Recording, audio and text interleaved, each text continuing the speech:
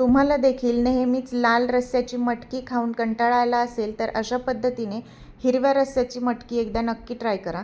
त्यासाठी ताजी मटकी धुवून घेतलेली आहे, कांदा बारीक चिरून घेतलेला आहे, थोडं ओलं खोबरं होतं म्हणून ते चिरून घेतलेलं आहे, शेंगदाण्याचा कूट, हिरवी मिरची, आलं, लसूण, जिरे आणि कोथिंबीर तसेच कढीपत्ता याचं वाटण तयार करून घेतलेलं आहे। आता एका पातेल्यामध्ये तेल गरम करायचं आहे, त्यामध्ये जिरे मोहरी छान तडतडवून घ्यायची आहे आणि मस्त घालायची आहे कढीपत्त्याची फोडणी।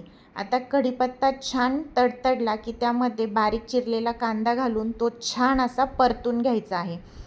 मीडियम फ्लेमवरती कांदा चांगला परतत आला की त्यामध्ये हळद घालून घेतलेली आहे आणि आपण स्वच्छ धुवून घेतलेली मटकी यामध्ये घालून घ्यायची आहे आणि व्यवस्थित हे मिक्स करून 1 ते 2 मिनटं परतवून घ्यायचं आहे। आता आपल्याकडे इथेच एक अशी ट्रिक आहे की आपण नेहमी भाजी करताना यामध्ये सर्व मसाले किंवा वाटण घालून परततो आणि मग मटकी टाकतो। तर इथे मी कांद्यामध्ये मटकी टाकून त्यामध्ये मीठ टाकलेलं आहे, 1 ते 2 मिनटं झाकण ठेवलं आहे। त्यामध्ये गरम पाणी टाकून आपल्याला ही मटकी अर्धवट शिजून घ्यायची आहे। तोपर्यंत आपण एकीकडे वाटण दुसरीकडे कढईमध्ये परतून घेणार आहोत, ना की आपण सुरुवातीला कांद्यासोबत वाटण परतलं।